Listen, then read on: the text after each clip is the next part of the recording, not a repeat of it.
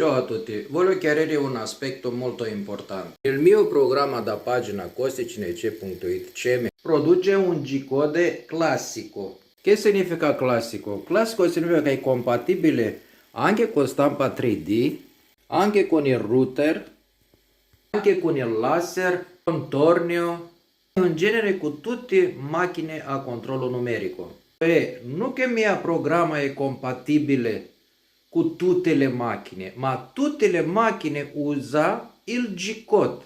Il G-code che anche il mio programma produce. Sono vari programmi che legge immagini vettoriali, immagini raster, immagini vettoriali come DXF, SVG, però tutti finisce in codice G-code. Il codice G-code che in genere tutte le macchine a controllo numerico la conosce. Per esempio, come sapete già, se vado sotto una pagina e prendo una immagine, diciamo questa, o copia immagine, e o metto in casella G-code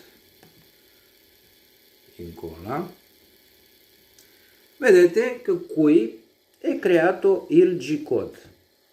E questa G-code è compatibile anche con stampa 3D, anche con router, anche con laser o tornio, tutte le macchine a controllo numerico. Cioè mi connetto con stampa 3D, in questa casa questa stampa 3D ce l'ha 250.000 bauds, ok? So si vede che le-am scelto qua, deci non è 11.200, anche 9.000, è 250.000 bauds. Però, deci faccio connect, però în momentul quando mi connetto, mia stampa comincia a disegnare quella disegno da lì. Ho collegato una penna con una fascetta per fare questo disegno da lì. Cioè, quando mi connetto, faccio connect, scegli port, connecti, la macchina comincia a disegnare, dopo come vedete, quella disegno questa. Deci, tenete conto, lo faccio con stampa 3D, cioè esecutate un codice generico. Ok? Ok. In questo modo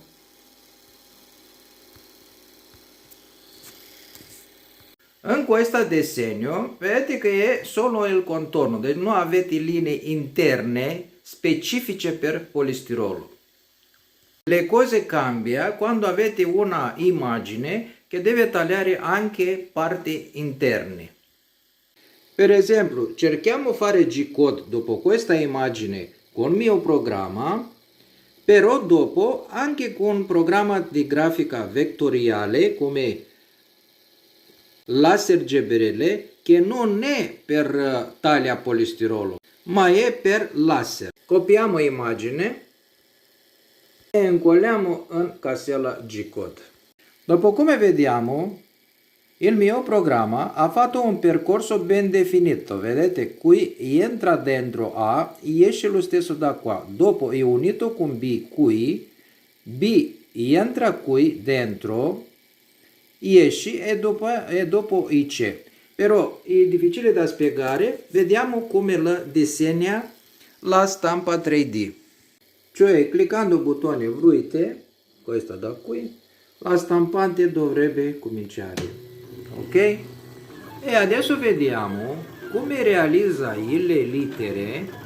Ok, vedete dove entra anche esce un po' fuori, però non c'entra niente, un po' grande. Vedete, fa un percorso compatibile con il taglia polistirolo. Vedete? Vedete di dove, come ha fatto? Ha fatto il taglio qui che entra dentro e esce nello stesso modo. Vedete? Qui è collegato qui sotto e C è collegato qui. Avete visto? Adesso facciamo un percorso cu programma Laser GBRL, cioè G-code per il laser. Apriamo il laser GBRL e prendiamo stessa file, apri file e prendiamo questa ABC JPG. Questa qui scegliamo vettorizzare per fare solo il contorno. Ok, avanti, crea, ok, e vediamo che ne ha fatto questa il G-code.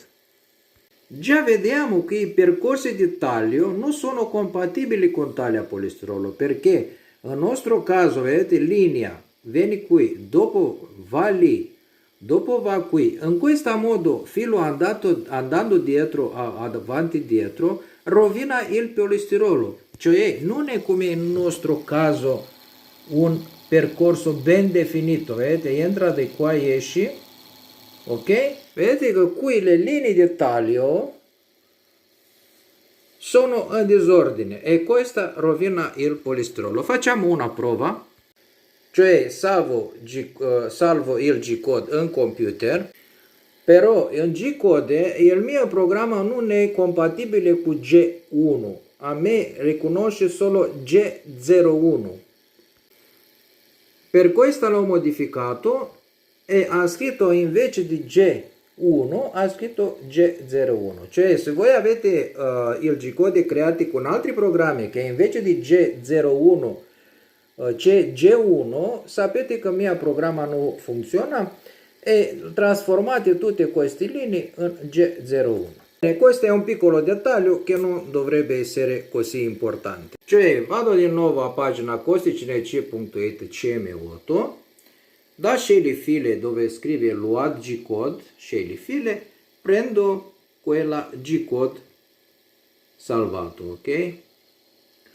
Vado qui e vado qui ABCNC. Vedete? Già vedete le linee di taglio che non sono compatibili con la taglia polistirolo. Vedete come qui, ok? Linee di taglio e come sono qui linee di taglio. Ci connettiamo con la macchina e macchina con la stampante e stampante comincia a disegnare. Ok? Vediamo adesso com'è. Vedete qual è il percorso di taglio? Io adesso tagliava polistirolo, certo che rovinava tutto polistirolo, cioè non esce come era prima. Non lo so dove l'ha messo, dove faccio dopo. Vedete come è il percorso di taglio? Avete capito? Per questo si deve usare il mio programma.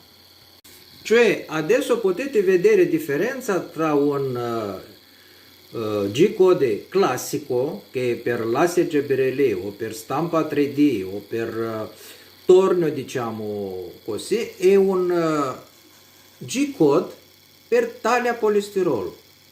Perché hanno fatto questo programma? Perché non si trova facile un programma che fa questi percorsi di taglio. Cioè, non trovandosi facile i programmi per taglia polistirolo, cioè per stampa 3D, per laser, per altre macchine si trova facile, sono migliaia di programmi, invece per taglia polistirolo sono pochissimi programmi anche a pagamento, alcuni, e il mio è gratuito, lo trovate online, l'ho fatto io, deci algoritmo è mio. Deci ho lavorato sodo per fare questo algoritmo, per poter fare questa linea di taglio, e l'ho fatto per la mia macchina e è gratuito, lo potete usare quanto volete. Cioè, perché voglio dire, se voi avete una stampante 3D, se avete un router o un laser, potete provare se il percorso di taglio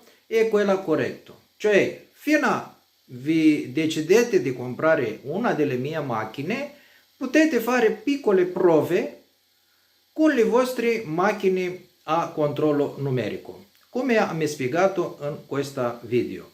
Spero che questo video sarà chiaro e chiarisce le dubbi che hanno alcune persone a che riguarda il G-code, controllo numerico, la grafica vettoriale, immagini vettoriali, immagini raster. Spero che questo video ha riuscito a spiegare